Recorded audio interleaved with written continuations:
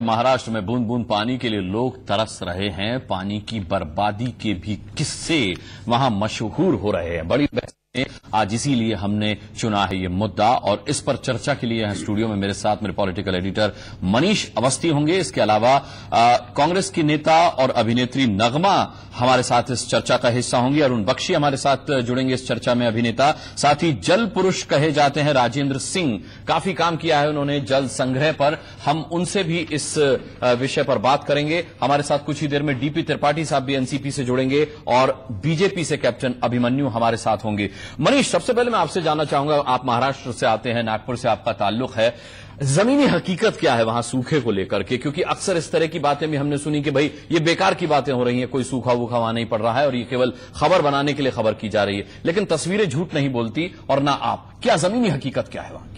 देखिए अनुराग, जिस तरीके से सूखे का संकट लगातार गहराता जा रहा है और महाराष्ट्र के ये सारा इलाके जहां पर सूखा है, पिछले कई लगभग ये कहा जाए कि 6 महीनों से सूखा भयावह होता जा रहा है, तो मुझे एक ही लाइन वो दर्द याद आता है, अगर जल ही जीवन है, आंखों के आंसू सूख जाएं, पसीना सूख जाए तो केवल यही आता है, प्यासा है तो सब्र कर। आजकल नेताओं के बीच जहर बहस है ये मुद्दा। केवल बहस की हद तक ये मुद्दा क्यों है? बात सवाल ये उठती है कि आखिर हमारे नेता क्यों नहीं संवेदनशील है? संजीदगी कहां गई? दर्द कहां गया? आखिर वो पानी, जिस पानी को लेकर बूंद बूंद पानी को घर की बेटियां, घर की बहुएं, घर की महिलाएं अगर 8-8, 10-10 किलोमीटर सड़क पर तपते सूरज के बीच अगर पानी टटोलने के लिए मीलों चलती हैं, इन नेताओं को क्यों नहीं अकला कि आखिर आपके हेलीपैड के लिए, औरंगाबाद की बात है, नेता, बीजेपी के नेता गोपीनाथ मुंडे वहां पर 1.5 दिन का अनशन करते हैं। महाराष्ट्र सरकार के कैबिनेट मंत्री पतंगराव कदम वहां हेलीकॉप्टर से उतरेंगे, इसलिए वहां पे जो हेलीपैड बन रहा है वहां हजारों लीटर पानी केवल वो हेलीपैड बनाने में चला जाता है। तो ऐसी स्थिति, अगर नेता संजीदा होकर, नेता संवेदनशील होकर, वो भी ऐसे मुद्दे में अगर जल ही जीवन है तो जीवन कैसे बचा पाएंगे? हमारे साथ मनीष अब एनसीपी से डीपी त्रिपाठी साहब भी फोन लाइन पर जुड़े हैं।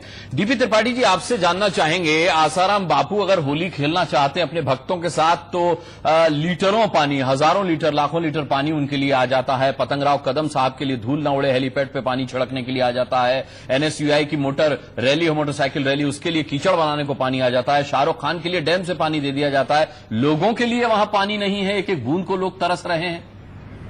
मेरा ख्याल है आज मुंबई उच्च न्यायालय ने कहा है कि लोगों के लिए पानी छोड़ दिया जाए, जल दिया जाए। मेरा ख्याल है आपके पास ये फैसला पहुंचा अभी हाईकोर्ट का? जी हाँ, इसकी जानकारी है त्रिपाठी साहब। तो लोगों को पानी देना सरकार की पहली प्राथमिकता है। जी, लेकिन ये तो कोर्ट ने कहा ना। डीपी त्रिपाठी साहब, उप मुख्यमंत्री साहब तो कुछ और ही कह रहे थे पिछले दिनों, काफी उन्होंने इस तरह का बयान दे दिया जो कि मजाक उड़ाया था। त्रिपाठी साहब, आपने इस पर अपना वक्तव्य भी दिया था। नहीं, हमने तो कहा कि सार्वजनिक जीवन में हमेशा संयमित और मर्यादित भाषा का प्रयोग करना चाहिए, और इसके लिए उन्होंने क्षमा भी मांग ली और दिल से क्षमा मांगी, कहा मेरे जीवन की ये सबसे बड़ी गलती है, मुझे ये नहीं कहना चाहिए। देखिए साहब, डीपी त्रिपाठी जी, ये तो आप भी जानते हैं कि जमीनी हकीकत ये है कि लोगों को न तो माफी स्वीकार्य है और न ही राहत का पैकेज स्वीकार्य है। उनको तो पानी चाहिए, पानी उनकी जो प्यास बुझा सके, पानी जो उनकी रोज की जरूरतों को पूरा कर सके। बिल्कुल सही बात आप कह रहे हैं। हमारे कृषि मंत्री शरद पवार साहब ने उन सभी क्षेत्रों का दौरा किया, और महाराष्ट्र के पश्चिमी इलाकों का सूखा जो है ये तो बहुत भयंकर सूखा है। 1970 के दशक के बाद इस तरह का सूखा कभी पड़ा नहीं था, और लोगों को खेती का पानी तो छोड़िए, पीने के पानी की इतनी कमी है इसको क्या कहा जाए। जी त्रिपाठी साहब, किलोमीटर से पानी ले जाके लोगों को देना पड़ता है, और सरकार वो व्यवस्था कर रही है।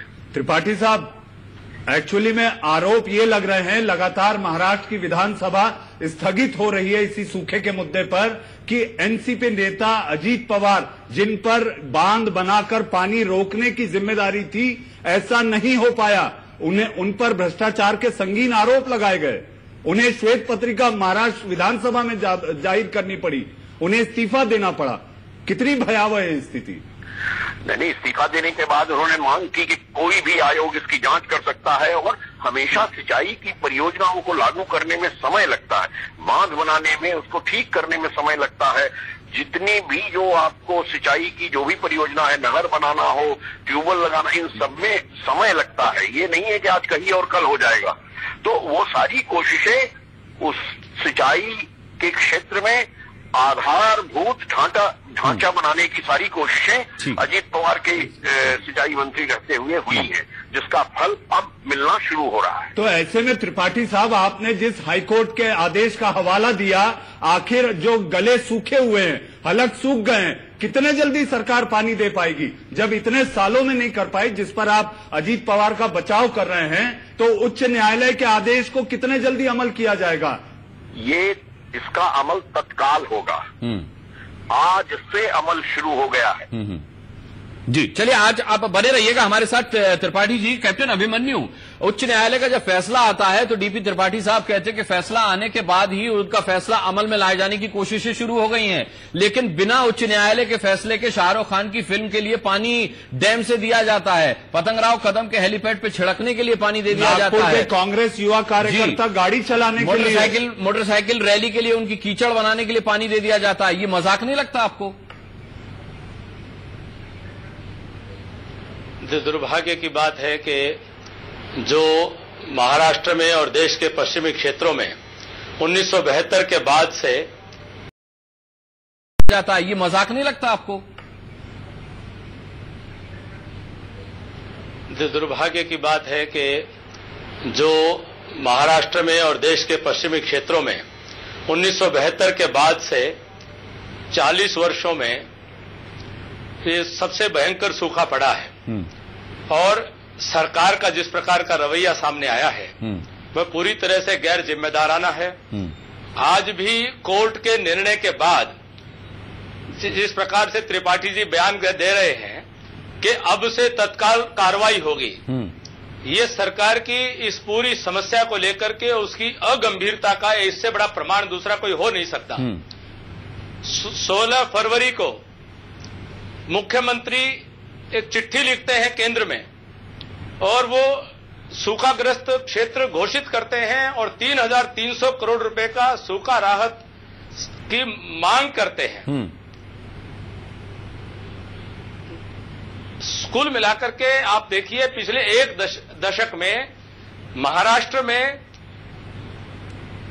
ठीक है अभिमन्यु जी, वो आंकड़े हमारे पास है। नगमा, मैं आपसे जानना चाहूंगा, क्या आपको नहीं लगता कि जब महाराष्ट्र सूखे से ग्रसित है 1% भी? जी, मैं अभिमन्यु जी आता हूं आपके पास। जब बॉलीवुड को आगे आना चाहिए, आज अमिताभ बच्चन साहब ने पहल की, लेकिन वहीं एक दुर्भाग्यपूर्ण पहलू यह भी है कि शाहरुख खान साहब की फिल्म के लिए पानी जितना चाहिए टैंकरों में लाया जा रहा है, डैम से पानी जितना उनको चाहिए दिया जा रहा है, लेकिन वहीं लोग एक एक बूंद पानी को प्यासे हैं। वो एक एक बूंद पानी के लिए किलोमीटरों तक पैदल चक्कर काट रहे हैं। नहीं, मैं आपके चैनल का जब भी कोई मुसीबत की घड़ी आई है या जब भी कोई मुसीबत किसी भी तरह से आई है, चाहे वो देश पे आई है, चाहे वो अपने स्टेट पे आई है, लेकिन हमेशा बॉलीवुड आगे बढ़ा है और बॉलीवुड ने हमेशा मदद की है। और लोगों के लिए बेशक इसमें कोई दो राय नहीं कि ये बहुत बड़ी समस्या है। और मैं समझती हूँ कि शाहरुख खान भी ऐसे एक आर्टिस्ट हैं जो खुद रिस्पॉन्सिबल हैं। शायद वो अवेयर नहीं थे, या अगर वो अवेयर होंगे तो मुझे पूरा यकीन है कि वो सजगता से नहीं, अगर वो अवेयर नहीं होंगे तो नगमा जी, तो हास्यास्पद बात है। खुद का उनका प्रोडक्शन है, चेन्नई एक्सप्रेस जो फिल्म वो बना रहे हैं उनका अपना प्रोडक्शन है, उनकी अपनी कंपनी है। दीपिका पादुकोण सामने आकर कहती है कि हाँ, हमें इस बात का गम है। मैं जानती हूँ, नहीं, बेशक ये बात सही है कि ये उनकी प्रोडक्शन कंपनी है, लेकिन मैं समझती हूँ कि शाहरुख खान अपने आप में एक समझदार इंसान है, समझदार एक्टर हैं और वो भी जिम्मेदारी रखते हैं। जी, ये कैसी जिम्मेदारी है नगमा जी, ये कैसी समझदारी है कि जब पूरा महाराष्ट्र सूखे से ग्रसित है तब शाहरुख साहब अपनी फिल्म के लिए वहां पर जो है हजारों लाखों लीटर पानी बर्बाद कर दे रहे हैं, ये जानते हुए कि यहाँ के लोग एक एक बूंद के लिए प्यासे हैं। ये कैसी समझदारी है, ये कैसी जिम्मेदारी है? देखिए, मैं शाहरुख खान की स्पोक्स पर्सन नहीं हूं, लेकिन मैं सिर्फ बॉलीवुड की तरफ से इतना कहना चाहती हूँ। कांग्रेस नेता भी हैं। भी मैं स्पोक्स पर्सन नहीं हूं, लेकिन बॉलीवुड हमेशा कोई भी, जी बिल्कुल बिल्कुल, और मैं ये जिम्मेदारी पूरी रखती हूं और मैं समझती हूं कि हर एक नागरिक ने, जो देश का सच्चा नागरिक है, इस प्रांत का सच्चा नागरिक है, उसे सजगता से काम लेने की आज बिल्कुल जरूरत है। बिकॉज जब वो समझ रहा है और जान रहा है कि इतनी बड़ी अकाल आई है जो 40 सालों से नहीं आई है, तो उसे पूरी सजगता से काम लेना चाहिए, न कि सिर्फ एक एक्टर को, बल्कि हर एक नागरिक को जो यहाँ रहता है, जो यहाँ बसता है, उसको अपने पानी की यूजेज पे बहुत गौर फरमाना चाहिए। और चले नगमा, आपके पास आऊंगा और साथ ही डीपी त्रिपाठी जी भी हमारे साथ जुड़े हुए हैं, उनके पास भी मैं जाऊंगा।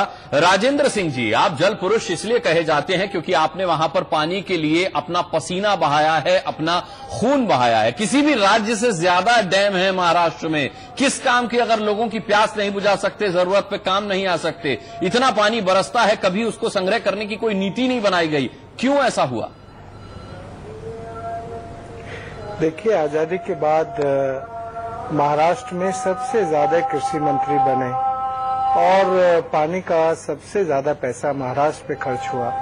ये बड़ा दुर्भाग्य है कि जिस राज्य में सबसे ज्यादा पानी के संरक्षण के नाम पर, बांध बनाने के नाम पर खर्च हुआ और सबसे ज्यादा बांध जिस राज्य में बने, उसी राज्य में सबसे ज्यादा आत्महत्याएं पानी की कमी के कारण, उसी राज्य में पानी के लिए तड़पते लोग, प्यासे मरते लोग। ये जो दृश्य है ये बताता है कि पानी की बर्बादी को रोककर और पानी को, बादल से निकली बूंदों को जब तक हम अपनी मेहनत और पसीने से सहेज कर काम नहीं करेंगे, एक तरफ पानी की फिजूल खर्ची रोकना और दूसरी तरफ पानी को अनुशासित होकर उपयोग करना और तीसरी तरफ बादलों से निकली हर बूंद को अपने पसीने से भी ज्यादा प्यारी मानकर सहेजना, संरक्षण करना, समझ के उसको रोकना, जब तक ये सब हमारे जीवन में, सरकार के जीवन में नहीं आएगा, तब तक राज्य बेपानी होते जाएंगे। और ये जिस तरह की सुखाड़ की मार महाराष्ट्र में है, इस तरह की सुखाड़ की मार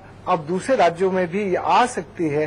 क्योंकि देखो, कर्नाटका, आंध्र प्रदेश और महाराष्ट्र विकास के पैमाने पर, विकास की लिस्ट में, देश की विकास की लिस्ट में सबसे ऊपर दिखते हैं। यदि विकास की लिस्ट में ऊपर हैं तो फिर अकाल की मार की लिस्ट में भी ये सबसे ऊपर हैं, आत्महत्याओं की मार की लिस्ट में भी सबसे ऊपर है।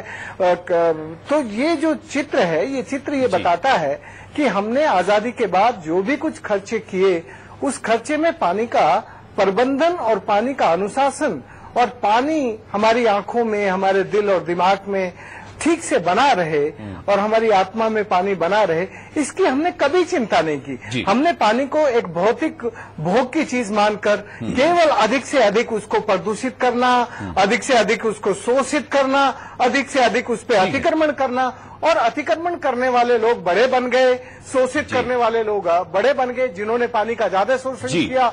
चलिए, मैं आपकी बात डीपी त्रिपाठी साहब से पूछ लेता हूँ, राजेंद्र जी पूछ लेता हूँ। डीपी त्रिपाठी जी, साफ तौर पर राजेंद्र सिंह जी का कहना है कि मिसमैनेजमेंट रहा है पानी का, कोई मैनेजमेंट पॉलिसी नहीं है, डैम आपने बनाए लेकिन बेकार हो गए क्योंकि कोई मैनेजमेंट पॉलिसी नहीं रही, मानते हैं आप? हम हमेशा से कहते रहे हैं, एनसीपी एक राजनीतिक दल के रूप में, जो राजेंद्र सिंह जी कह रहे हैं वो सही कह रहे हैं। हमने कहा एक दीर्घकालीन योजना सिंचाई के लिए, जल संरक्षण के लिए, पानी को बचाकर रखने के लिए बनानी पड़ेगी दीर्घकालीन योजना। ये तुरंत योजनाओं से काम नहीं चलने वाला है कि आज है तो आज इसको ये कर दीजिए, ये जो एडहॉक सिस्टम होता है इससे काम नहीं चलता। एक दीर्घकालीन योजना, एक नहीं कई दीर्घकालीन योजनाएं बनाकर सिंचाई और नहीं, लेकिन डीपी त्रिपाठी साहब, अगर योजनाएं बनाई गई होती तो आज दीर्घकालिक योजनाओं की जरूरत नहीं पड़ती, इनकी जरूरत नहीं पड़ती। ये हालात बिगड़ेंगे, इसकी तस्वीर तो बहुत सालों पहले दिखने लगी होगी। नहीं, मैंने आपसे कहा कि सिंचाई की सभी परियोजना, जल की सभी परियोजनाएं समय लेती हैं। स्वयं राजेंद्र सिंह जी से आप पूछिए कि इनको कितना समय लगा उस जल को निकालने में, अलवर में कितना परिश्रम करना पड़ा। आप ये इसको भी सोचिए। ये नहीं है कि आपने एक योजना बनाई और कल उसका हल आपको दिखने लगेगा, वो नहीं दिखेगा। तो इसलिए ये जो पूरे सिंचाई की योजनाएं बनी हैं पिछले 10 वर्षों में, उनका नतीजा आपको अगले 1-2 वर्ष में मिलना महाराष्ट्र में शुरू हो जाएगा। ठीक है, डीपी त्रिपाठी साहब, कैप्टन अभिमन्यु आपसे कुछ पूछना चाहते हैं। जी पूछिए। अवश्य। हाँ जी, देखिए, मुख्य समस्या ये है कि पिछले 10 वर्षों से अधिक समय से आपकी पार्टी का शासन वहां पर है और महाराष्ट्र से केंद्र में भी कृषि मंत्री के रूप में आपके नेता कार्य करते हैं और वो कृषि को अच्छे से समझने का दावा भी करते हैं, लेकिन दुर्भाग्य की बात यह है कि महाराष्ट्र में 70,000 करोड़ रुपए खर्च करने के बाद भी पिछले 10 वर्षों में आप सिंचाई के इलाके में 1% भी वृद्धि नहीं कर पाए हैं। ये नहीं है कि डैम नहीं बनाए हैं, डैम बनाए हैं, लेकिन जो डैम बनाए हैं वो नीति गलत है, उसके अंदर भ्रष्टाचार हुआ है। आपको छोटे चेक डैम और छोटे स्टॉप डैम जो बनाने चाहिए थे, उसकी जगह पर महाराष्ट्र जैसे स्थान में बड़े डैम की कोई आवश्यकता नहीं थी। आपकी नीति गलत है। उस नीति का दुष्परिणाम आज ये है कि इतना भयंकर, इतना बड़ा राशि खर्च करने के बाद भी आज महाराष्ट्र जो है वो सूखे की मार झेल रहा है, वो अकाल की मार झेल रहा है। तो आपके बगल में गुजरात है, वहां पिछले 10 वर्षों में 15,000 रही है कैप्टन अभिमन्यु, महाराष्ट्र पर ही रहते हैं। वहां पर भी सूखे का इलाका है, सूखे की मार है। अब जरा नहीं, अब जवाब देने दीजिए, डीपी त्रिपाठी साहब को जवाब तो देने दीजिए। आपको बता रहे हैं। हाँ, अभिमन्यु जी, अब आपके सवाल का जवाब देने दीजिए। दूसरा मैं एक बात और नहीं, पहले एक सवाल का जवाब हो जाए, पहले एक सवाल का जवाब हो जाए त्रिपाठी जी। एक बात इससे जुड़ी हुई है, एक बात इससे जुड़ी हुई है। हस्तक्षेप कभी नहीं करता हूं किसी के बोलने। बोलिए, आप पहले सवाल का जवाब दीजिए। पहले सवाल का जवाब ये है कि जब उन्होंने कृषि मंत्री श्री शरद पवार की बात की तो उनको ये मालूम होना चाहिए मन्नू जी को कि पिछले 4 वर्षों में लगातार रिकॉर्ड प्रोडक्शन भारत में खाद्यान्नों का हुआ है, जो आज तक नहीं हुआ था। कृषि की जमीन कम होती जा रही है, लोगों की आबादी बढ़ती जा रही है, फिर भी भारत के किसानों ने कृषि मंत्री के नेतृत्व में, जो राज्यों का विषय है, केंद्र का विषय नहीं है, एक रिकॉर्ड प्रोडक्शन देश में। त्रिपाठी जी, महाराष्ट्र के सूखे की बात हो रही, देश के नहीं। अब महाराष्ट्र पर आ रहा हूं। महाराष्ट्र में भी मैंने कहा कि 1-2 वर्ष में सारी जो सिंचाई की परियोजनाएं पिछले 10 वर्षों में, 5 वर्षों में, 3 वर्षों में जो चालू की गई हैं, उनका नतीजा आपको मिलेगा। अब ये कह रहे हैं कि बड़े बांध नहीं बनाने चाहिए, छोटे बांध बनाने चाहिए। अगर आप बड़े बांध नहीं बनाएंगे तो सिर्फ जल की आपूर्ति ही नहीं है, जल से बिजली, पानी से बिजली बनाने का और सब काम भी कैसे हो पाएगा? सिर्फ छोटे बांधों से नहीं हो पाएगा, इसलिए बड़े बांधों को बनाना बहुत जरूरी है। हाँ, वाइनरीज को भी पानी दिया गया है त्रिपाठी साहब, वाइनरीज को भी भरपूर पानी दिया गया है नासिक में। हेलो, ब्रूअरीज को भी दिया गया है। हाँ, तो वो भी उसका भी निर्यात होता है, वो देश में बिकती है, बाहर बिकती है, एक किसानों को उससे फायदा होता है। क्या डीपी करते हैं, फल पैदा करते हैं जी, तो ये किसानों के फायदे के लिए है, इसमें कोई ऐसी बात नहीं है। नहीं, लेकिन एक बात बताइए, अगर आप अंगूर की खेती वहां पर कर रहे हैं, बीटी कॉटन वहां पर उगा रहे हैं, गन्ने पे सिंचाई पे पानी खर्च कर रहे हैं, तो इसमें किसानों की कौन सी भलाई है? किसानों की भलाई है या फिर कुछ लोगों के जो व्यावसायिक स्वार्थ हैं वो इससे जुड़े हुए हैं? नहीं, व्यावसायिक स्वार्थ जब किसान नहीं पैदा करेगा तो व्यवसाय नहीं होगा। गन्ना नहीं पैदा होगा तो चीनी कैसे बनेगी? अगर फल नहीं होंगे तो वाइनरी कैसे चलेगी? ये जो व्यावसायिक खेती का विचार महाराष्ट्र में शुरू हुआ, इससे किसानों का फायदा हुआ, इससे उनका नुकसान थोड़ी ना हुआ जी। अच्छा, बने रहेगा त्रिपाठी साहब। अरुण बख्शी जी भी हमारे साथ है, अभिनेता अरुण बख्शी जी। पानी किसके लिए ज्यादा जरूरी है? सिंचाई के लिए, लोगों की प्यास बुझाने के लिए, या फिर फिल्म जगत के लिए, शाहरुख खान साहब की फिल्म के लिए, या वाइनरीज के लिए, व्यावसायिक इस्तेमाल के लिए?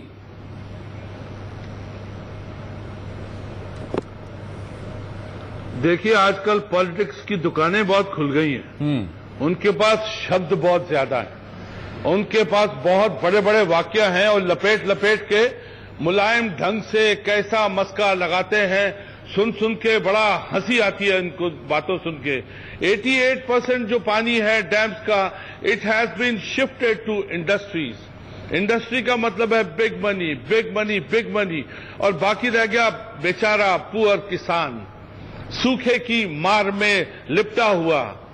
और ये जो पॉलिटिक्स है, पॉलिटिक्स की दुकान खोल के बैठे हुए हैं, इतना लंबा चौड़ा भाषण देते हैं और ऐसा मुलायम करके बोलते हैं कि महाराष्ट्र बिल्कुल ठीक है। Maharashtra is not doing well. 11,500 जो गांव है एकदम सूखे की चपेट में है।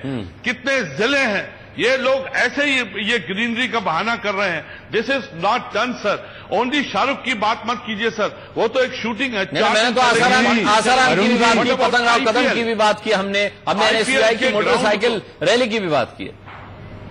मनीष, आप कुछ पूछ रहे हैं? अरुण जी, मेरा सवाल ये है, आईपीएल सर आप भूल गए हैं। जी जी, आईपीएल, हाँ ठीक है। अरुण जी, मैं ये पूछना चाहता हूं कि जिन अभिनेताओं से जनता से जुड़े हुए सरोकार की कल्पना की जाती है, फिल्मी पर्दे पर दिखाया जाता है कि एक जो हीरो होता है वो आम आदमी की बात पहुंचाता है, उसके दुख तकलीफों को समझता है। आखिर शाहरुख खान, जिन्हें पदवी है बादशाह खान की, वो बादशाह खान अपनी सल्तनत के लोगों की समस्याएं नहीं समझता।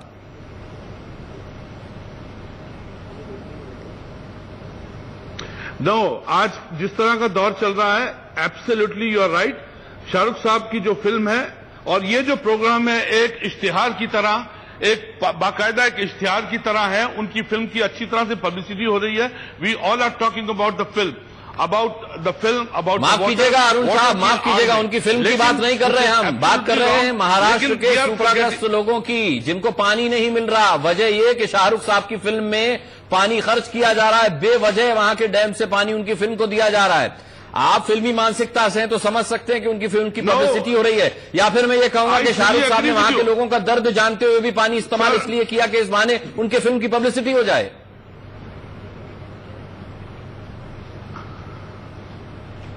नहीं, अब इनडायरेक्टली उस फिल्म की पब्लिसिटी होती है। We are talking about that. लेकिन यू आर एब्सोल्युटली राइट, पानी का दुरुपयोग हुआ है, टोटल दुरुपयोग हुआ है। I fully endorse you, total endorse you sir.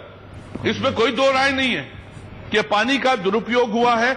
IPL के मैचेस में जो ग्राउंड को सींचा जाता है, हजारों गैलन पानी जो है उसके ऊपर जाता है। जी चलिए, डीपी त्रिपाठी साहब, डीपी त्रिपाठी साहब मानते हैं कि सरकार की बहुत बड़ी नाकामी है कि उच्च न्यायालय को ग्राउंड को सींचा जाता है, हजारों गैलन पानी जो है उसके ऊपर जाता है। जी चलिए, डीपी त्रिपाठी साहब, डीपी त्रिपाठी साहब मानते हैं कि सरकार की बहुत बड़ी नाकामी है कि उच्च न्यायालय को कहना पड़ता है कि पानी जनता के लिए खोला जाए, सरकार कुछ नहीं कर पाती उससे पहले। सरकार को करना चाहिए था। सरकार ने बहुत योजनाएं की, राहत के काम किए। अरुण बख्शी जो बोल रहे थे कि हम लोग कहते हैं कि महाराष्ट्र में सब ठीक है, हम कैसे कहेंगे जब समस्या है, सूखा है, इतना भयानक दुष्काल है, तो हम कहेंगे कि सब ठीक है। राजनीतिक दल जमीनी असलियत को समझते हैं, जनता की समस्याएं क्या है इसको समझते हैं, नहीं तो वो चुने ही नहीं जाएंगे जनता की समस्याओं को नहीं समझेंगे तो। और महाराष्ट्र में जिस तरह का भयानक सूखा है, उस सूखे की समस्या को ठीक से समझकर पानी का दीर्घकालीन प्रबंध 4 दिन से हम लोग 4 से 6 दिन, I am sorry sir, I am going to cut you out sir, 4 से 6 दिन से हम लोग पूरा महाराष्ट्र, पूरा बॉम्बे जो है इस बात में झुलस रहे हैं। मिस्टर अजीत पवार की जो बात है उनके ऊपर हम झुलस रहे हैं सर। एक इतना मैच्योर आदमी किस तरह से बोल सकता है सर। और हम लोग ये जो आज का जो मुद्दा है, जो आज का उन्वान है, वो मुड़ गया, उसकी पगडंडी मुड़ गई है सर। माफी मांगने से क्या होगा sir? Let's talk about the business, जो करेगा उसे माफी मांगनी पड़ेगी। के पानी के बारे में क्या करेंगे सर? नहीं, गलती जो करेगा माफी मांगनी पड़ेगी। नहीं, ठीक बात है कि गलती जो करेगा उसे माफी मांगनी पड़ेगी डीपी त्रिपाठी जी। लेकिन इतने उच्च पदों पर बैठे हुए नेता जब इस तरह की बात करते हैं तो लोगों का भरोसा टूटता है कि अगर जब वो बोलेंगे तो आपत्तिजनक बोलेंगे और फिर उस पर माफी मांगेंगे, इसका मतलब यह है कि वो उनकी समस्याओं से वाबस्ता नहीं है। राष्ट्रीय नेतृत्व ने, हमारी पार्टी ने हमेशा कहा है कि जो भी सार्वजनिक जीवन में है उसे मर्यादित और संयमित भाषा का प्रयोग करना चाहिए। इस तरह की भाषा का प्रयोग सर्वथा अनुचित है। ठीक है, बहुत बहुत धन्यवाद डीपी त्रिपाठी जी हमसे जुड़ने के लिए इस चर्चा में। बाकी सभी मेहमान हमारे साथ बने हुए हैं। और क्या होगी नगमा, डीपी त्रिपाठी साहब ने साफ माना है कि सरकार की नाकामी रही है कि वो अब तक लोगों को पानी मुहैया नहीं करवा पाई और वहां सूखे की समस्या बनी। नहीं, जवाब तो कांग्रेस को भी देना होगा नगमा। कि उन्होंने ऐसा, मैं नहीं समझती कि, देखिए मैं नहीं समझती कि उन्होंने ऐसा कुछ कहा है। नहीं, उन्होंने कहा, उन्होंने माना है कि सरकार को करना चाहिए था, यानी सरकार ने नहीं किया। माना है उन्होंने कि सरकार ने नहीं किया। नहीं, बिल्कुल भी नहीं, उन्होंने ऐसा नहीं कहा है। उन्होंने अगर अजीत, उन्होंने कहा कि सरकार को करना चाहिए था, नगमा, इसका मतलब क्या है? हिंदुस्तान में नहीं, उन्होंने ऐसा नहीं कहा कि सरकार को करना चाहिए था। उन्होंने कहा कि शरद पवार जी के पास जो एग्रीकल्चरल डिपार्टमेंट है उसके हिसाब से उन्होंने बहुत अच्छा उत्पादन किया है पूरे देश भर में, लेकिन महाराष्ट्र में जितना उत्पादन किया जाना चाहिए वो अगले 2 साल में, जो पिछले सालों से उसका प्लानिंग चल रही है, वो अगले 2 साल में नजर आएगी। ये मैंने उनकी बातों से पिकअप किया है और सुना है।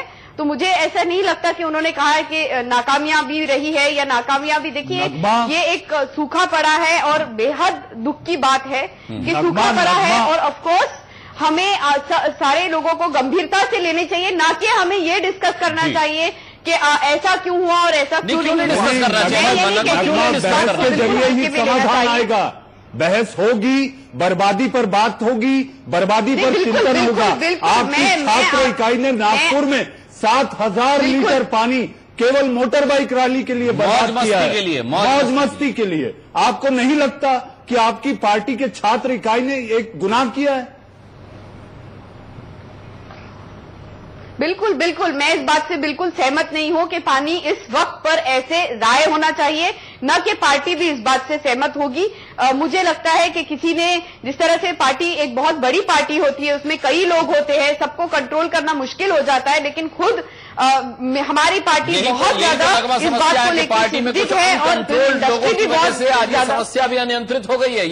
ये आप जो बोल रही हैं, मैं आपसे अच्छा ये पूछना चाहूंगा, आपने कहा क्या हुआ उस पर चर्चा नहीं होनी चाहिए, क्या होगा उस पर चर्चा होगी। मुझे ये बताइए, हाईकोर्ट के फैसले के बाद जब पानी नहीं, मैंने ऐसा बिल्कुल नहीं कहा।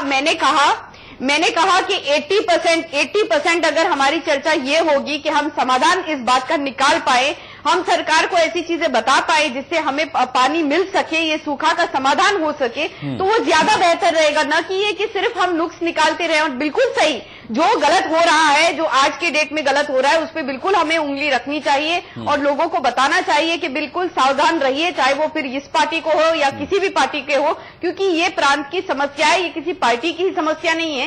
हर एक इंडिविजुअल का खुद ड्यूटी बनता है कि वो इस वक्त पे पानी जाय न करें, और मैं आप लोगों की बात से बिल्कुल सहमत हूं, मेरी पार्टी भी इस बात से बिल्कुल सहमत है कि पानी इस वक्त पर बिल्कुल जाय नहीं होना चाहिए, और जिसने भी किया है बिल्कुल गलत है। क्या ये बात आसाराम बापू को भी समझानी पड़ेगी?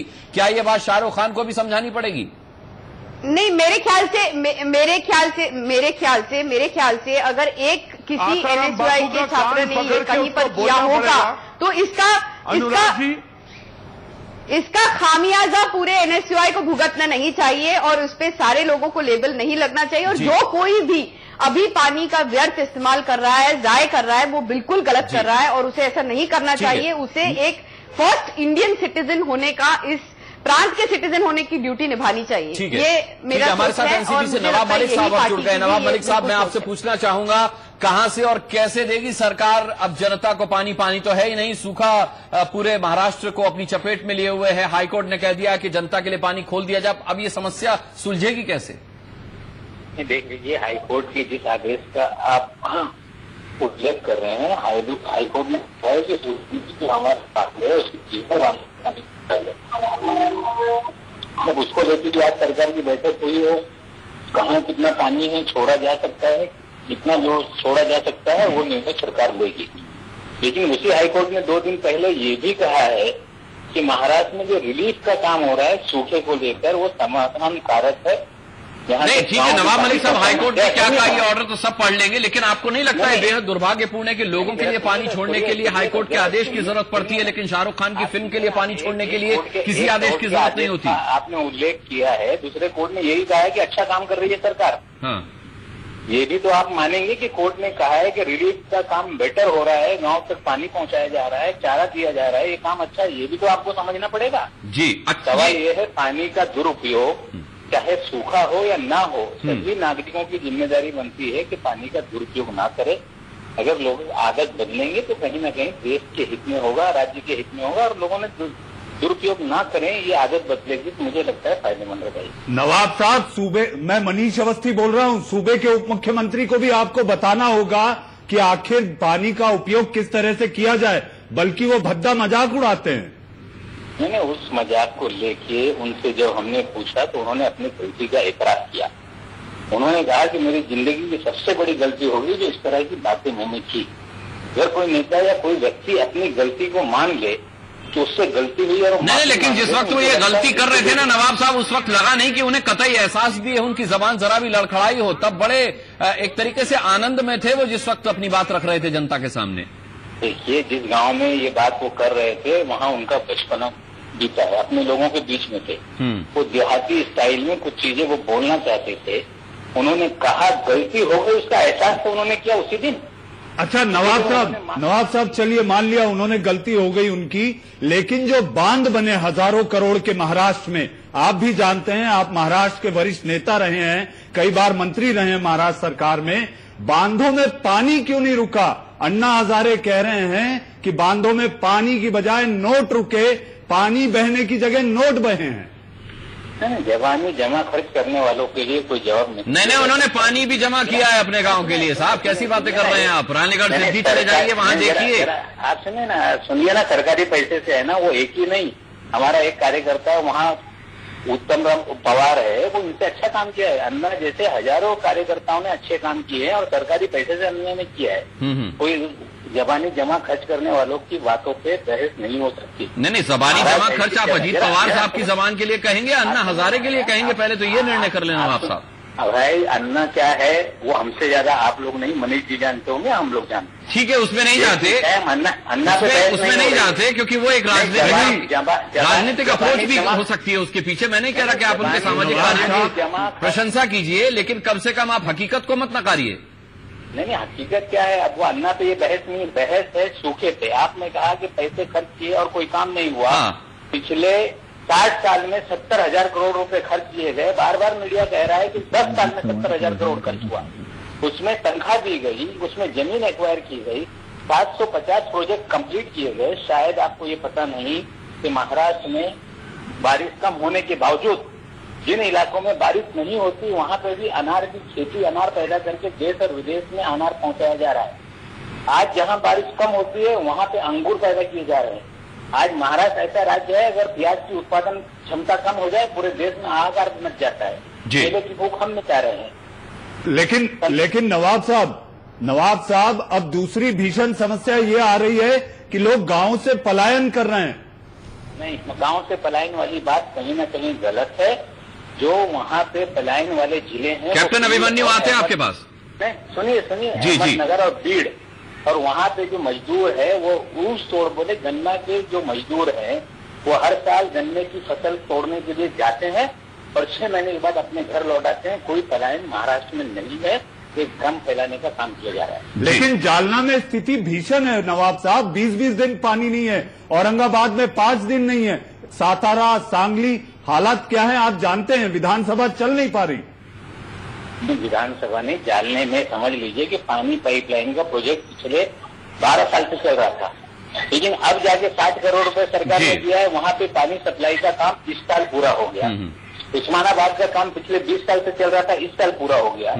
वहीं बुल्डाना में जहाँ पे सूखा है, 5 दिन पानी नहीं दे पाते, इस साल सूखा पड़ने के बाद उस तालाबों को खोदने का काम शुरू हुआ। हो सकता है कि बारिश गिरे तो वो पूरी क्षमता उसकी तिगुनी होने वाली है। तो सूखा हुआ है, लेकिन नियोजन करके बारिश होगी तो इससे ज्यादा रिलीफ होने यानी उम्मीद पर महाराष्ट्र की दुनिया अब कायम है। बहुत बहुत धन्यवाद नवाब मलिक साहब हमसे जुड़ने के लिए और इस अहम विषय पर हमसे बात करने के लिए। राजेंद्र सिंह जी, तमाम वर्षन आपने सुने, तमाम बयानात आपने सुने, गुनहगार कौन है आज महाराष्ट्र की स्थिति के लिए? देखिए, इसके लिए गुनहगार बिल्कुल साफ तौर पर सरकारें हैं, क्योंकि सरकारों ने और हमारे राजनेताओं ने आजादी के बाद पानी के काम को समाज के अधिकार और समाज के हाथों से निकालकर अपने राज्य का काम बना लिया। और जब राज्य ये सारी जिम्मेदारी ले लेता है कि पानी पिलाना उनका काम है, वो टैंकर से पानी पिलाएंगे, वो जिससे भी पानी पिलाएंगे और पानी का एक नया बाजार और एक पानी का नया व्यापार खड़ा करेंगे, तब ये दिक्कतें होती हैं। भाई, मैं तो इतना जानता हूं कि मैं जब 1980 में अपने इलाके में पानी का काम शुरू किया था, तब हमारे 1200 गांव के लोग बेपानी होकर उजड़ गए थे। वो अपनी मेहनत से बिना सरकारी मदद के, बिना सरकार का एक पैसा लिए, उन्होंने अपने को पानीदार बना लिया। तो महाराष्ट्र क्यों नहीं पानीदार बना सकता? पानी के नाम पर महाराष्ट्र में पैसे का बहुत बड़ा खेल हुआ। मैं ये नहीं कह रहा कि वो पैसा कहाँ गया, पैसा उन्होंने भले ही ईमानदारी से लगाया होगा कि बेईमानी से लगाया होगा, वो ये जाने।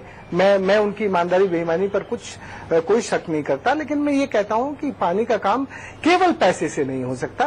पैसा तो पानी के लिए हमें बेपानी बनाता है और बेपानी इसलिए बना देता है कि जैसे पैसा आता है तो हमारी आंखों का पानी गरीब के प्रति भी सूखने लगता है और हम बड़े बड़े लोग सब दूसरों के पानी पर कब्जा करने की कोशिश करते हैं। आप महाराष्ट्र के गांव में आज की तारीख में भी एक तरफ तो इनके गांव में टैंकर से पानी जा रहा है प्यासों के लिए और दूसरी तरफ गन्ने की लहलाती फसलें भी उन्हीं गांव में खड़ी हैं। तो ये क्या खेल है, ये क्या मजाक है, ये क्या कॉन्ट्राडिक्शंस है कि भाई यदि गांव में पीने के लिए पानी नहीं है तो बड़े जमींदार के पास क्यों इतना सारा गन्ने का खेत है, क्यों इतना सारा हरा भरा खेत है? क्योंकि राजेंद्र जी कई नेताओं के चीनी मिल्स चलते हैं, क्योंकि कई कारोबारियों के चीनी मिल्स चलते हैं। अगर गन्ने की खेती नहीं लहलाएगी, गन्ने की फसल, तो फिर कैसे चलेगी इनकी दुकान, कैसे चलेंगी इनकी मिल्स? ये बहुत बड़ा संकट है कि महाराष्ट्र विकास के मामले में सबसे पहला राज्य होने के बावजूद भी सबसे ज्यादा बेपानी हुआ और आजादी के बाद सबसे ज्यादा पैसा इन्होंने पानी पे खर्च किया। जरा इनको ये समझ लेना चाहिए कि इनके यहीं सबसे ज्यादा अकाल की मार क्यों पड़ती है, लोग क्यों उजड़ते हैं, बेपानी होते हैं, क्यों उनकी आंखों का सब बेपानी होकर लोग उजड़ रहे हैं। वो इसलिए कि इन्होंने पानी का पैसा पानी पे खर्च नहीं किया, इन्होंने पानी का पैसा समाज को, धरती को, प्रकृति को पानीदार बनाने में नहीं लगाया, बल्कि पानी के लिए कुछ बड़े बड़े जो भी कुछ इनको बनाने थी बड़ी बड़ी संरचनाएं बना दी और उन बड़ी संरचनाओं से बड़े लोगों को फायदा पहुंचाया। वहां का गरीब बेपानी होता गया, वहां की जमीन बेपानी होती गई। यदि इन्हें अभी भी अपने राज्य को पानीदार बनाना है तो बादल की हर बूंद को रोक के वहां के समुदाय को पानी का हक देके वहां के पानी के लिए वहां के समुदाय की जिम्मेदारी बढ़ाने की जरूरत है। राजेंद्र सिंह जी की बात सुनी नगमा आपने, पैसा तो पानी की तरह बहाया गया लेकिन पानी कभी नहीं बहाया गया। देखिए, मैं समझती हूँ सरकार बिल्कुल समझती है अपनी जिम्मेदारी और वो एक कदम उठाने की कोशिश कर रही है जिससे पानी की किल्लत दूर हो। सरकार इतनी बखूबी अपनी जिम्मेदारी समझती है नगमा, क्या धरती का कलेजा फट चुका है सूखे से?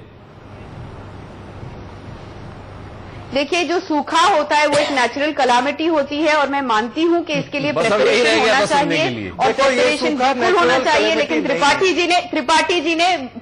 जी ने पहले भी कहा था कि एक दिन का प्रिपरेशन नहीं है, सालों साल लग जाती होती है और मैं मानती हूँ कि इसके लिए प्रिपरेशन होना चाहिए और प्रिपरेशन बिल्कुल होना चाहिए। लेकिन त्रिपाठी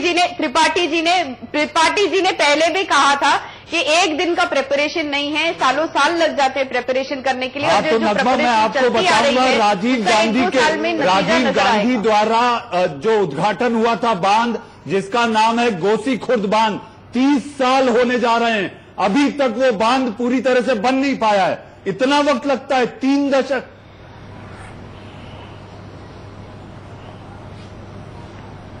देखिए, इसके बारे में तो मैं ज्यादा कुछ नहीं कह सकती, लेकिन मैं इतना जरूर कहती हूँ कि मुख्यमंत्री यहाँ के बिल्कुल चिंतित हैं इस प्रॉब्लम को लेके, इस समस्या को लेके। और जाहिर सी बात है कि अगर वो इस समस्या के लिए काम नहीं करेंगे तो लोग उनको वापस नहीं लेके आएंगे, उन्हें वोट नहीं करेंगे। तो ये जो है ये राज्य की समस्या है और राज्य इस समस्या को से झुलझने के लिए हर वो कोशिश कर रहा है जो वो कर सकता है और उसे पूरा करने में पूरी मेहनत और पूरी जिम्मेदारी से काम कर रहे हैं। और हम भी एक सदस्य भी जो चाहे पार्टी किसी भी पार्टी के हो या कोई भी नागरिक अगर ये राज्य का है तो उसे जिम्मेदारी से पानी का इस्तेमाल करना चाहिए। मैं सिर्फ इतना कह सकती हूँ। और जो भी हम राज्य को प्लस तरीके से ऑफर कर सकते हैं तो हमें बिल्कुल करना चाहिए ताकि इसमें बेहतरी हो। तो कल से जन जागरण शुरू करेंगे आप, ये माना जा सकता है? यही एक देखिए, हम हर वो काम करने के लिए तैयार है जो अगर हमारे करने से उसका फायदा हो सकता है या एक टर्नओवर हो सकता है। बॉलीवुड हमेशा आगे आया है और हम बॉलीवुड का एक हिस्सा भी हैं, कांग्रेस का भी एक हिस्सा है, तो जरूर अगर हमसे जो बन पड़ सकता है वो हम जरूर करेंगे। लेकिन अपने खुद की पर्सनल तरीके से भी हम पानी को जाया नहीं करते और हमारी यही राय है कि हर कोई, चाहे वो किसी भी पार्टी का हो, किसी भी समुदाय का हो, सबको पानी को लेके अभी थोड़ी गंभीरता से चलना चाहिए क्योंकि आज के डेट में ये हमारी प्रॉब्लम है और इस समस्या से हम झुलझ रहे हैं। हमारा आदमी के पास तो नगमा पानी ही नहीं है, बाकी गंभीरता बरतने के लिए बचा कौन? बिल्कुल बिल्कुल, हम उन्हीं के लिए बात कर रहे हैं। हम जो अभी बात कर रहे हैं, हम जो चर्चा कर रहे हैं, बिल्कुल उन्हीं के लिए चर्चा कर रहे हैं और उन्हीं के लिए बात कर रहे हैं कि हमें हर एक सदस्य को, चाहे वो अमीर हो, चाहे वो गरीब हो, चाहे वो मिडिल क्लास हो, चाहे वो कोई भी हो, हर एक इंसान है और वो गरीबों की अगर समस्या है तो वो हमारी समस्या है। हम एक दूसरे से अलग नहीं हैं, लेकिन हम फॉर्चुनेट है कि हमें आज के डेट में पानी मिल रहा है, लेकिन सर्टेन जगह पर सूखा है, वहां पानी नहीं मिल रहा है। तो हमें उसके लिए क्या एहतियात बरतनी चाहिए, वो बिल्कुल बरतनी चाहिए। साथ साथ में ऐसा नहीं है कि सरकार जिम्मेदार नहीं है, सरकार नहीं चाहती, इलेक्शन आ रहे हैं, सरकार अगर परफॉर्म नहीं करेगी तो लोग उनको वोट आउट करेंगे। हर काम राजनीतिक मंशा से नहीं किया जाना चाहिए नगमा, और न ही हर काम के पीछे राजनीतिक स्वार्थ सिद्धि होनी चाहिए। सरकारों की सामाजिक जिम्मेदारियां भी होती हैं, हर चीज में नहीं सोचा जाता कि हम इस काम को करके या नहीं होंगे। अरुण जी, आप भी कुछ कहना चाह रहे हैं? मैं आऊंगा आपके पास। कैप्टन अभिमन्यु, सरकार की गलत नीतियां, कुप्रबंधन की वजह से आज ये हालात बने। अब नगमा जी कह रही हैं कि सरकार पूरी तरह से जिम्मेदार है और अपनी जिम्मेदारी समझती है। अब सरकार कुछ ऐसी नीतियां बनाएगी जिससे कि समस्या का निदान बहुत जल्द हो जाएगा। देखिए, मैं नगमा जी की बात से कतई सहमत नहीं हो सकता हूं कि सरकार ने अपना काम जिम्मेदारी से किया है। जब 4 साल अच्छी बारिश हो जाए और अच्छा रिकॉर्ड उत्पादन हो जाए तो ये सरकार के लोग श्रेय लेने के लिए आगे बढ़ते हैं, लेकिन 1 साल सूखा पड़ जाए तो इसको नेचुरल कैलेमिटी कह करके उससे पीछा छुड़ाने का प्रयास करते हैं। मुख्यमंत्री केवल केंद्र सरकार से 3300 करोड़ रुपए की मांग करके और वहां से 788 करोड़ रुपए का वायदा लेकर के अपने काम को इतिश्री समझते हैं। तो मैं समझता हूं सरकार अपनी जिम्मेदारी ठीक से नहीं निभा रही है। जब भी प्राकृतिक आपदा हो, कोई आपत्ति हो, विपत्ति हो, शासक वर्ग का काम है, सरकार का काम है कि वो अपने समाज को सेंसिटाइज करे, अपने पानी की राशनिंग करे, वो समाज में चेतना करे, समाज में जागरूकता फैलाए, समाज के सभी वर्गों को साथ लेकर के, चाहे बॉलीवुड के स्टार हैं जो किसी भी प्रकार से समाज में प्रभावित नहीं, लेकिन इनके रहते तो गोसीपुर बांध में 1000 छेद हो गए। कॉन्शियस करके उनको साथ लेकर के जागरण का काम करें। मैं नगमा जी की एक बात से जरूर सहमत हूं कि जो सरकार काम नहीं करेगी तो इस साल चुनाव आएंगे और चुनाव के अंदर ये जनता, ये किसान जिसकी अभी आपने धरती फटी हुई दिखाई है, मैं वो धरती फटी हुई नहीं देख रहा हूं, मैं किसान का सीना फटा हुआ देख रहा हूं। वे लोग इस सरकार को सबक सिखाने का काम करेंगे। ये महाराष्ट्र जो कृषि मंत्री जहां से आते हैं, आपको जानकर के ताज्जुब होगा, 70,000 करोड़ रुपए जहां पर खर्च हुआ है पिछले 10 साल में, उस महाराष्ट्र से। कैप्टन अभिमन्यु, आप भी चक्रव्यूह में हैं, इसका कुछ पैसा, कैप्टन अभिमन्यु आप भी चक्रव्यूह में हैं, इसका कुछ पैसा आपकी शिवसेना के साथ जो सरकार थी उस पर भी आरोप है कृष्णा खोरे डैम का। नहीं, कुछ है, कितना है, क्या है, जांच कीजिए। जो कोई गलत काम करता है उस पर कार्रवाई कीजिए।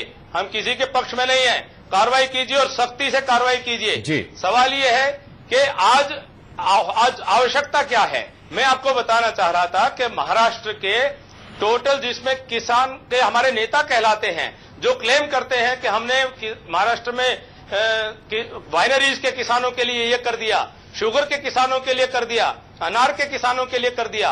भारत की एग्रीकल्चर जीडीपी का जो स्टेट्स का कंट्रीब्यूशन है टोटल जीडीपी में, वो एवरेज जो है वो 18% है और महाराष्ट्र में उसमें एवरेज, नेशनल एवरेज से कम 13% ही वो कंट्रीब्यूट करता है टोटल जीडीपी को।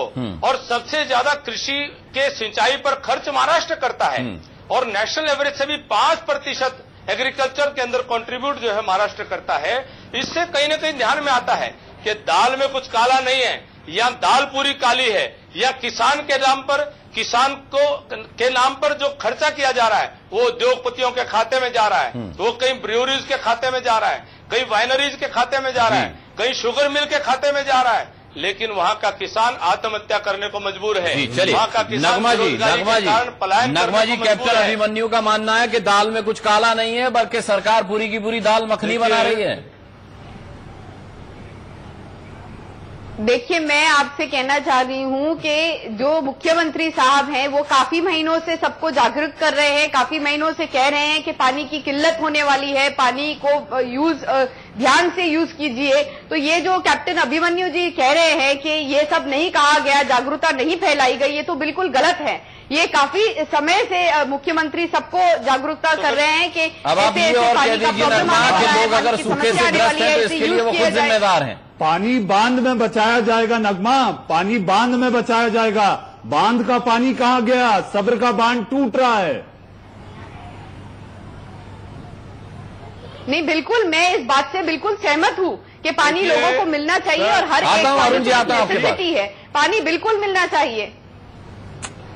जी अरुण बख्शी जी बोले, आप क्या कह रहे हैं? मिलना चाहिए, लेकिन जो ये कह रहे हैं ये जब अपने पर बात आती है तो राजेंद्र जी बोल रहे हैं कि जिसको सजा मिलनी चाहिए, तो हम भी तो वही कह रहे हैं कि जिसको सजा मिलनी चाहिए उसको बिल्कुल मिलनी चाहिए। लेकिन ये ओवरनाइट प्रोसेस नहीं है, इसमें समय लगता है, ये ओवरनाइट नहीं दिखता है। ये स्थिति बनने में भी समय लगा है, ये स्थिति बनने में भी समय लगता है। और जिस गोसीखुर्द बांध की बात मनीष अवस्थी ने अभी की, पिछली साल उसमें 1000 छेद मिले थे।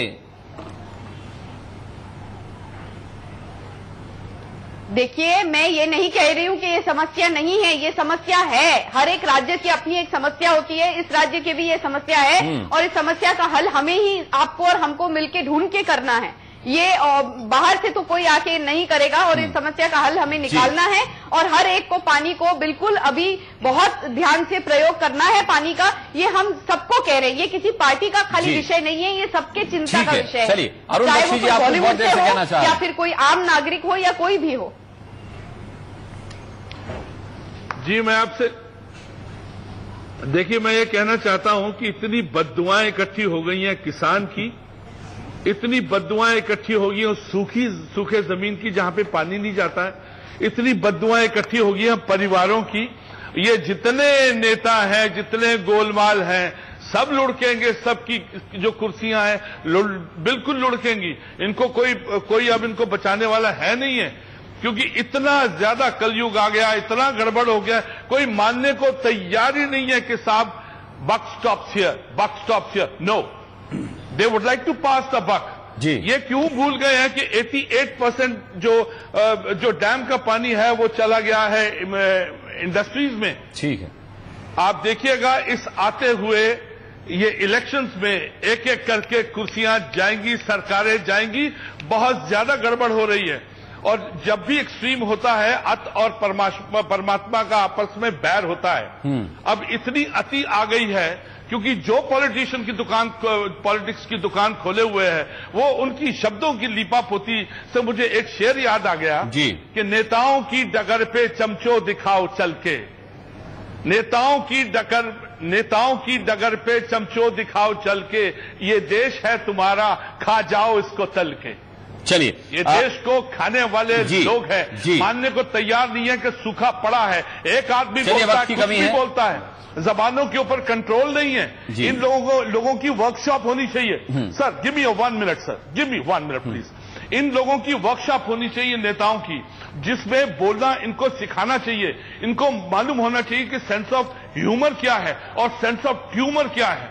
इन लोगों का सेंस ऑफ ह्यूमर इतना खराब है, ये अजीत साहब बोल रहे हैं, सेंस ऑफ ह्यूमर की जरूरत है भी नहीं अरुण बख्शी जी, सेंस ऑफ रिस्पॉन्सिबिलिटी की जरूरत है, सेंस ऑफ रिस्पॉन्सिबिलिटी की जरूरत है।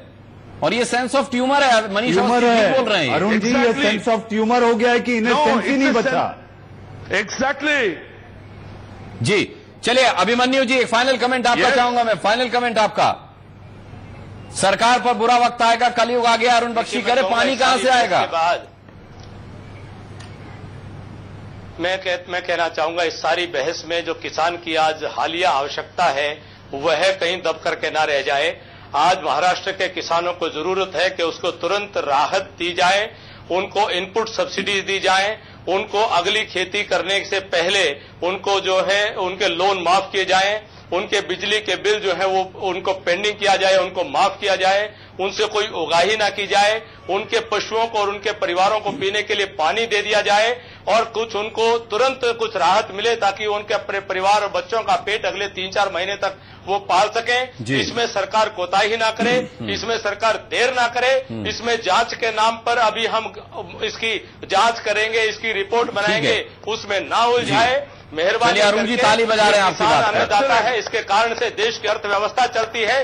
भारत कृषि प्रधान देश है, उससे देश की अर्थव्यवस्था चलने वाली है। अगर अगली सरकार आपकी बनी तो याद रखिएगा ये सब बातें। राजेंद्र सिंह जी, एक फाइनल कमेंट आपका। सबसे पहले क्या काम किया जाना चाहिए सूखे से निपटने के लिए? सबसे पहला कोई एक काम।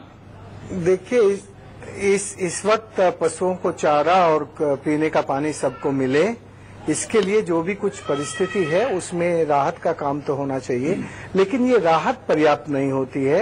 इस वक्त ही इनको सोचना चाहिए कि आने वाली बारिश की हर बूंद को ये कैसे रोक के धरती का पेट भर सकें, और वहां जो सूरज चोरी करता है, एवोपरेशन लॉस जो बहुत ज्यादा होता है पानी का, वो ना हो सके। इस तरह की जगह पर ये तालाब और बांध बनने चाहिए जिससे बारिश की हर बूंद धरती के पेट में सूरज की चोरी से, सूरज की आंखों से बची रहे और धरती माता की पेट पानी से भरा रहे और वहां की हरियाली बढ़ती रहे। और ये जो धरती नंगी होने से बुखार चढ़ा है, मौसम का मिजाज बिगड़ा है, ये सुधर जाए। और ये काम वहां की सरकार को तत्काल प्रभाव से करने की जरूरत है। मैं समझता हूं कि ये नेता क्या जाने पानी की कीमत, मुफ्त पानी दिले बेरहम, इनके गमलों से पानी रिश्ता है और आम आदमी का गला हलक पानी, बूंद बूंद पानी के लिए सूख रहा है। बहुत अच्छी बात कही मनीष अवस्थी, गमलों से पानी रिश्ता, इससे स्थिति को समझा जा सकता है कि जिस एक बूंद पानी के लिए लोग तरस रहे हैं वो वीवीआईपीज के गमलों से रिश्ता है। एक गंभीर समस्या है जिस पर एक गंभीर चिंतन की जरूरत है, बेशर्म बोलों की नहीं। हम सभी का बहुत बहुत धन्यवाद करना चाहेंगे आज इस बड़ी बहस में शामिल होने के लिए, और इसी के साथ यहां रुकेंगे एक छोटे से ब्रेक के लिए। ब्रेक के बाद इंडिया 9 बजे। ये है ITV नेटवर्क और आप देख रहे हैं इंडिया न्यूज, देश की धड़कन।